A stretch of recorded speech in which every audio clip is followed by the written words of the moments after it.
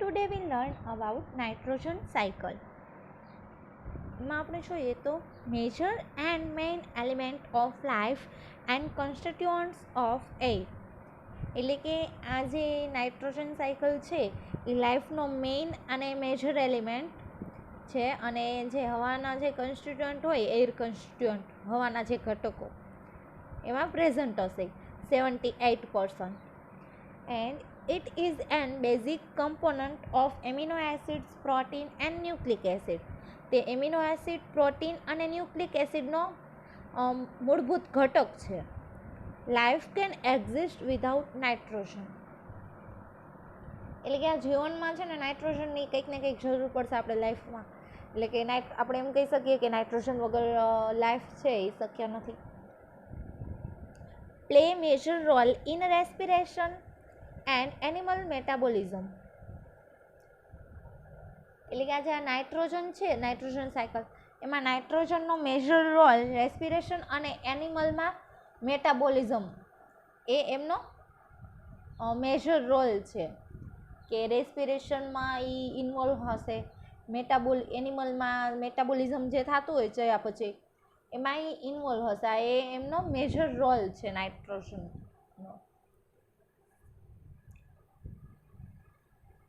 Sequence of change in an oxidation state of nitrogen in nitrogen move from atmosphere to biota, એટલે કે એમની જે sequence આખી હોય એ ચેન્જ થતી હશે.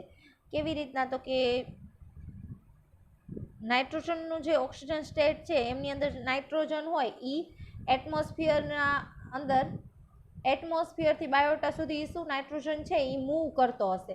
વાતાવરણમાંથી કોઈ પણ જીવ સુધી જશે જેને નાઇટ્રોજનની જરૂર હોય નહીં, એટલે કે નાઇટ્રોજન જે છે એ મૂવ થતો હશે, એમની સિક્વન્સ જે હોય એ ચેન્જ થતી હશે. Plant utilise in organic state of nitrogen like NH3, NO2 and NO3 minus, એટલે કે પ્લાન્ટ નાઇટ્રોજનને છે ને ઇનઓર્ગેનિક સ્ટેટમાં યુટિલાઇઝ કરશે. આ NH3 ને, NO2 ને, NO3 માઇનસ ને એને. પછી proteolysis. The nitrogen in a protein is a locked, એટલે કે પ્રોટીનની અંદર નાઇટ્રોજન જે છે એ લોગ હશે.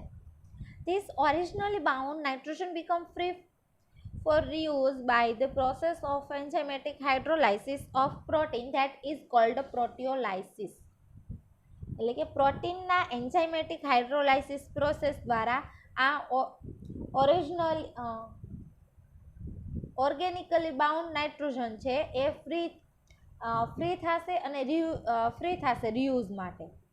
એમને પ્રોટિયોલાઇસિસ કહેવામાં આવે છે. એટલે કે પ્રોટીનના એન્ઝાઇમેટિક હાઇડ્રોલાઇસિસ પ્રોસેસ દ્વારા આ ઓર્ગેનિકલી બાઉન્ડ નાઇટ્રોજન છે એ ફ્રી થશે એમના રિયુઝ માટે. એમને પ્રોટિયોલાઇસિસ કહેવામાં આવે છે. આ પ્રોટીન છે એમનું પેપ્ટાઇડમાં કન્વર્ટ થશે. ક્યારે? તો કે જે પ્રોટીઓનેઝ એન્ઝાઇમની હાજરીમાં, અને પેપ્ટાઇડમાંથી પેપ્ટિડેઝની હાજરીમાં જ્યારે આ એન્ઝાઇમ ઇન્વોલ્વ હશે ત્યારે એમાંથી એમિનો એસિડ બનશે. એટલે કે પ્રોટીનમાંથી પેપ્ટાઇડ એન્ડ પેપ્ટાઇડમાંથી એમિનો એસિડ બનશે. એના પછી ammonification. The end product of proteolysis is amino acid and utilise as a nutrients by a microbes or degraded by a microbial attack, એટલે કે પ્રોટિયોલાઇસિસની એન્ડ પ્રોડક્ટ એ એમિનો એસિડ છે અને તેમનો ઉપયોગ માઇક્રોબ દ્વારા ન્યુટ્રિયન્ટ તરીકે થાય છે અથવા તો માઇક્રોબિયલ એટેક દ્વારા ડિગ્રેડેડ થાય છે. શું થશે કે આ જે પ્રોટિયોલાઇસિસની એન્ડ પ્રોડક્ટ છે એ એમિનો એસિડ છે અને એમનો યુઝ માઇક્રોબ દ્વારા ન્યુટ્રિયન્ટ તરીકે થાય છે અથવા તો માઇક્રોબિયલ એટેક દ્વારા ડિગ્રેડેડ થાય છે. The process in which a nitrogen atom or amino group is liberated from the amino acid is called as a deamination, એટલે કે એ પ્રક્રિયા કે જેમાં નાઇટ્રોજન એટમ અથવા તો એમિનો ગ્રુપ એમિનો એસિડમાંથી મુક્ત થાય છે તેને ડીએમિનેશન કહેવામાં આવે છે. એવી પ્રોસેસ કે જેમાં નાઇટ્રોજન એટમ અથવા તો એમિનો ગ્રુપ એમિનો એસિડ જે હોય એમાંથી મુક્ત થાય તો એ પ્રોસેસને ડીએમિનેશન કહેવામાં આવે છે. Some variation of deamination reaction are also exhibited by microbes. One of the end product is always ammonia. એટલે કે માઇક્રો ઓર્ગેનિઝમ દ્વારા ડીએમિનેશન રિએક્શનમાં કેટલાક વેરિએશન જોવા મળે છે. એમાં માઇક્રોબ્સ દ્વારા એક્ઝિબિટ થાય છે. એનો જે એમાં કે ડીએમિનેશન રિએક્શનમાં કેટલાક વેરિએશન માઇક્રોબ્સ દ્વારા એક્ઝિબિટ થાય છે અને એન્ડ પ્રોડક્ટમાંથી એમની જે એન્ડ પ્રોડક્ટ હોય ને એમાંથી એક હંમેશા એમોનિયા હોય.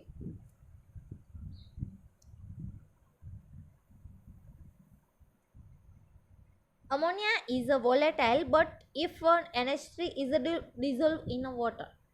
અમોનિયા એ કેવું હશે? વોલેટાઇલ હશે. એટલે મીન્સ કે વોલેટાઇલ એટલે કે આમ ઉડી જાય ને એવું. અમોનિયા છે એ વોલેટાઇલ હશે, પરંતુ NH3 છે એ વોટરની અંદર ડિઝોલ્વ થઈ શકશે. And ammonia is a formed and utilise by a plant and micro organisms. એટલે કે આ પ્લાન્ટ અને માઇક્રો ઓર્ગેનિઝમ દ્વારા યુટિલાઇઝ થઈ અને આ અમોનિયા છે એ બનશે જ્યારે પ્લાન્ટ અને માઇક્રો ઓર્ગેનિઝમ યુટિલાઇઝ કરશે ત્યારે. And then under favourable condition it is oxidise to nitrate. અને જ્યારે એમની ફેવરેબલ કન્ડિશનમાં હશે ત્યારે એમનું ઓક્સિડાઇઝ થશે અને એ નાઇટ્રેટમાં કન્વર્ટ થશે. આજે ઉપર એક રિએક્શન જે આપેલી છે એમાં શું છે? એક એલેનાઇન છે, એલેનાઇન પ્લસ 1,2. હવે એમની રિએક્શન થઈ અને એમાંથી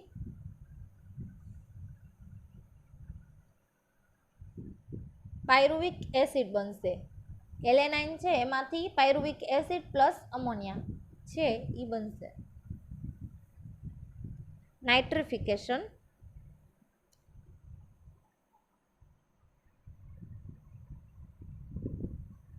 એમની characteristics of nitrifiers gram negative and કેમોલિથોટ્રોપ્સ.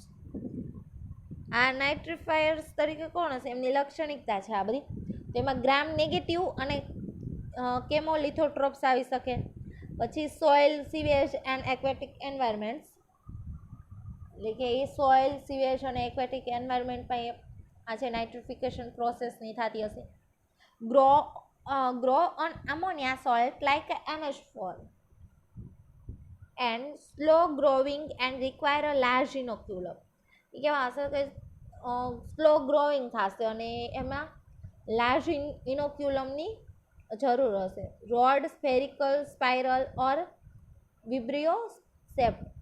અને નાઇટ્રિફિકેશનમાં જે નાઇટ્રિફાઈંગ બેક્ટેરિયા હશે એ કેવા હશે? રોડ હશે, સ્ફેરિકલ, સ્પાઇરલ અથવા તો વિબ્રિયો શેપના હશે. Group of organisms oxidise ammonia. આ જે છે એ ઓર્ગેનિઝમના ગ્રુપ છે. નાઇટ્રોસોમોનાસ યુરોપિયા, સેકન્ડ નાઇટ્રોસોકોકસ ઓર્સિનસ, એન્ડ ત્રીજું નાઇટ્રોસો વિબ્રિયોટેનિયસ, and નાઇટ્રોસોકોકસ નાઇટ્રોસસ, and Nitrosospira species. And only a few species are recognized as a nitrate oxidizer. એટલે કે આમાં થોડી એવી જ સ્પીસીસ હશે કે જે નાઇટ્રાઇટ ઓક્સિડાઇઝર હોય એમને રિકોગ્નાઇઝ કરશે.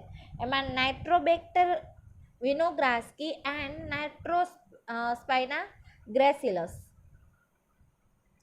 Nitrification process was discovered by Skolesing and Munz in 1877. એટલે કે નાઇટ્રિફિકેશન પ્રોસેસ છે એ આજે સ્કોલેસિંગ અને મુન્ઝ જે છે એમને ડિસ્કવર્ડ કરી હતી 1877માં. Bacteria were isolated by Winogradsky in 1890. 1890માં વિનોગ્રાસ્કી હોય એમના દ્વારા આ જે બેક્ટેરિયા હોય એમને આઇસોલેટ કરવામાં આવ્યા હતા. Nitrate reduction. It is a reversible process of nitrification. એટલે કે આ નાઇટ્રિફિકેશન એ એક રિવર્સિબલ પ્રોસેસ છે. And heterotrophic bacteria are capable of converting nitrate into nitrites or ammonia. એમાં જે હેટરોટ્રોફિક બેક્ટેરિયા છે એ નાઇટ્રાઇટને નાઇટ્રાઇટ્સમાં અથવા અમોનિયામાં ફેરવવામાં, એમાં કન્વર્ટ કરવામાં કેવા હશે? કેપેબલ હશે, સક્ષમ હશે. And under anaerobic condition, oxygen of the nitrate serve as an electron acceptor for electrons and hydrogen. એટલે કે એનારોબિક કન્ડિશનમાં નાઇટ્રેટનો ઓક્સિજન એ ઇલેક્ટ્રોન અને હાઇડ્રોજન માટે ઇલેક્ટ્રોન એક્સેપ્ટર તરીકે એ સર્વ કરશે.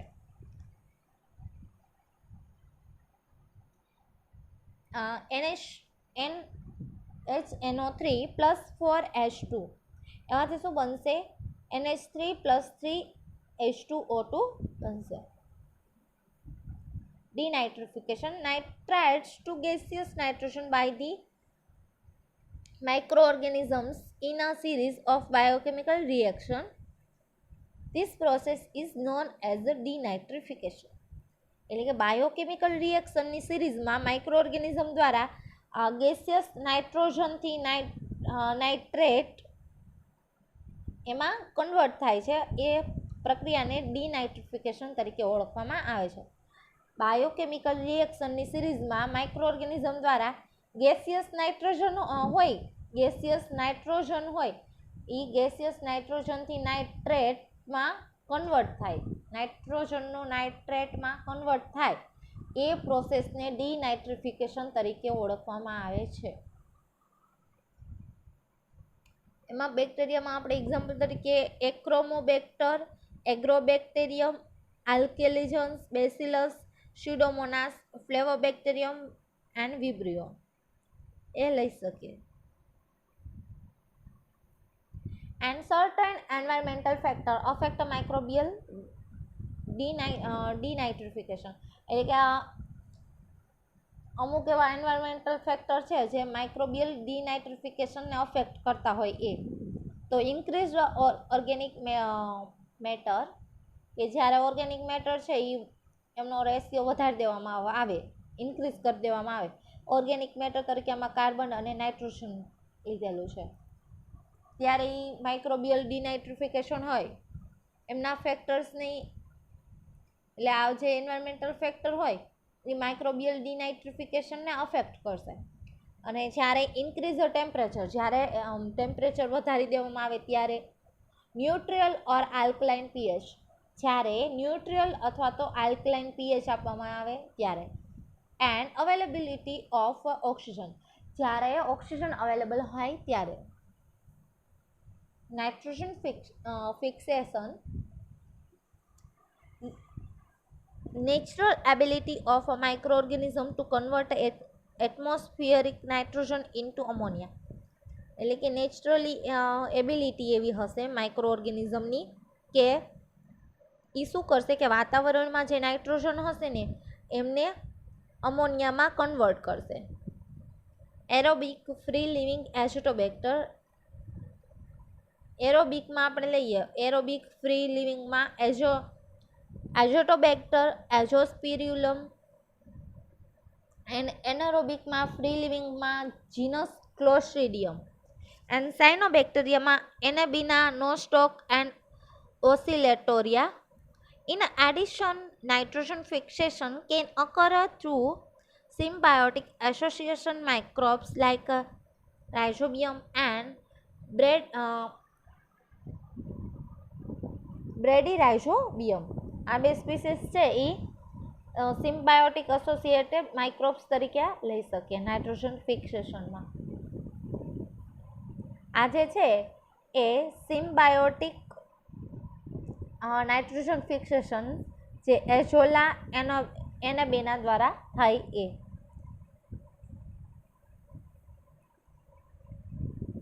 અને આ જે છે એ સાયનોબેક્ટેરિયા છે. માઇક્રોસ્કોપિક વ્યૂમાં, માઇક્રોસ્કોપમાં જોઈએ ત્યારે સાયનોબેક્ટેરિયા છે એ આવા જોવા મળશે.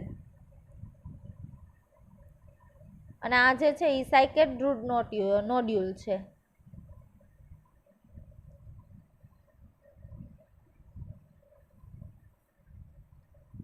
અને આ સાયનોબેક્ટેરિયા ફોટોસિન્થેટિક એન્ડ ડીનાઇટ્રોજન ફિક્સિંગ, એવા સાયનોબેક્ટેરિયા કે જે સિન્થેટિક હશે અને ડીનાઇટ્રોજન ફિક્સિંગ હોય એવા. આ જે છે એ નો સ્ટોપ છે.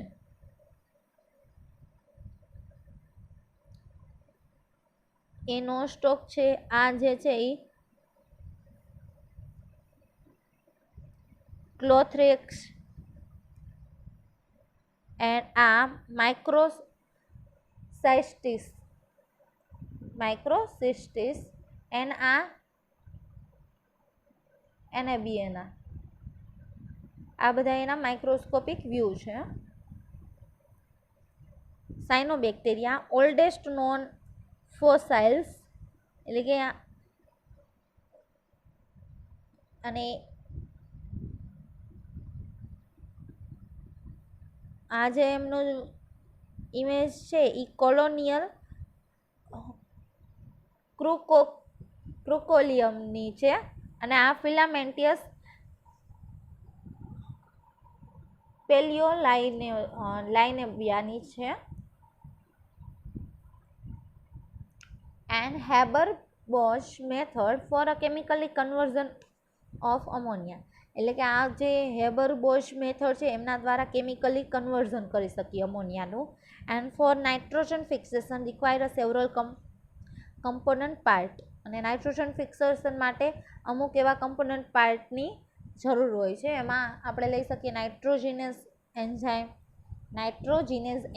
નાઇટ્રોજીનેઝ રિડક્ટેઝ, ફેરોડોક્સિન, એમાં સ્ટ્રોંગ રિડ્યુસિંગ એજન્ટ, પછી ATP regulating system for NH3 production and utilisation, એટલે કે NH3 માટે રેગ્યુલેટિંગ સિસ્ટમ કે જે પ્રોડક્શન અને યુટિલાઇઝેશન કરી શકે એવી.